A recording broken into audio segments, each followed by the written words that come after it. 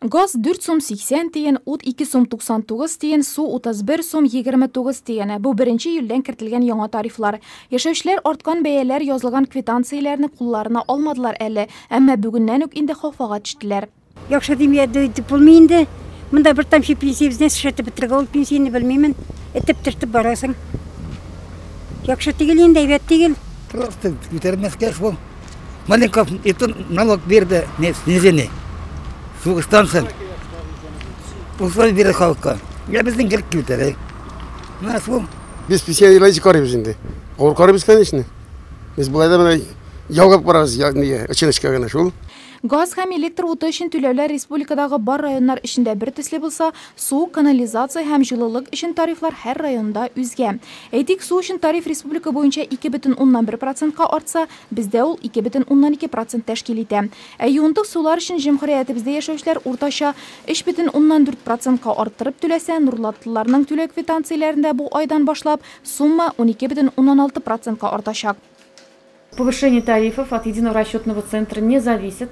Тарифларның артуы бердәм исәп-хисап үзәгенә бәйле түгел, без аларны куймыйбыз. Тарифларны тарифлар буенча Татарстан Республикасы Дәүләт комитеты билгели. Алар 2013 елның 12 декабрендә мәгълүм иде. Су өчен тарифка Нурлат муниципаль районы советы карары нигезендә 2 сум 66 тиен күләмендә өстәмә түләү каралган.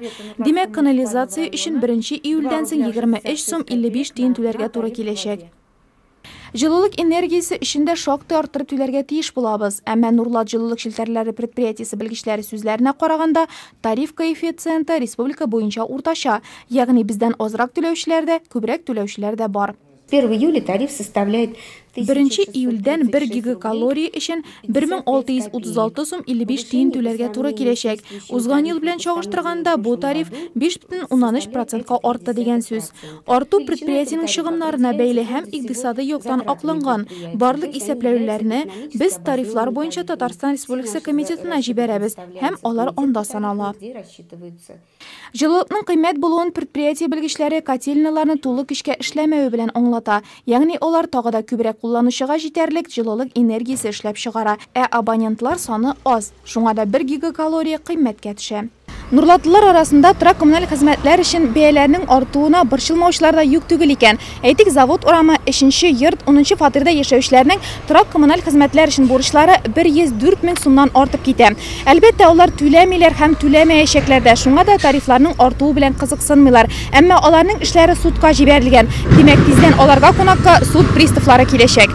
Шулай итеп, 1 июльдән нинди кыйммәтле фатирларда яшәгәнебезне аңлый башладык. Шунысы булса да куандыра. Коммуналь хезмәтләргә тарифлар үссә дә, торак хезмәтләр бәяләре үзгәрмәде. Димәк, ишек алды себергәнгә дә, шүп чыгарганга да элеккечә түләячәкбез.